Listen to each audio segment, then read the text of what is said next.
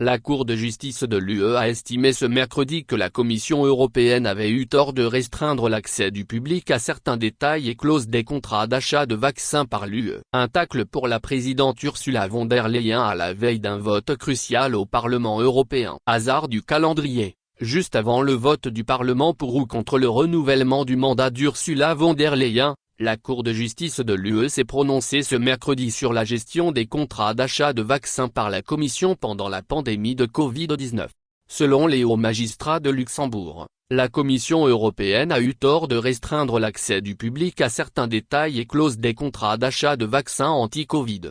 Parmi les irrégularités pointées par le tribunal européen, figure notamment le refus partiel de divulguer les déclarations d'absence de conflit d'intérêts des fonctionnaires de l'exécutif européen chargés de négocier ces achats avec les laboratoires pharmaceutiques. Le tribunal avait été saisi par un groupe d'eurodéputés et des particuliers. Ces derniers déploraient le fait qu'Ursula von der Leyen n'ait autorisé qu'un accès partiel aux contrats de vaccins, dont les versions expurgées ont été mises en ligne.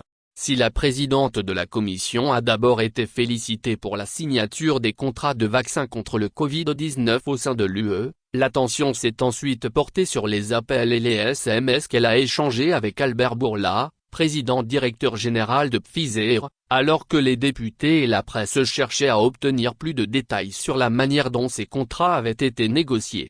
La Commission soutient que les appels et les messages étaient de nature éphémère, et qu'il ne s'agissait pas de documents à proprement parler, ce que les députés n'ont pas manqué de contester devant la Cour de justice de l'UE. Cette décision de justice sera-t-elle préjudiciable à la présidente sortante de la Commission? La reconduction de Madame von der Leyen dans ses fonctions ne sera possible que si elle obtient le soutien d'une majorité simple de la part des eurodéputés à Strasbourg.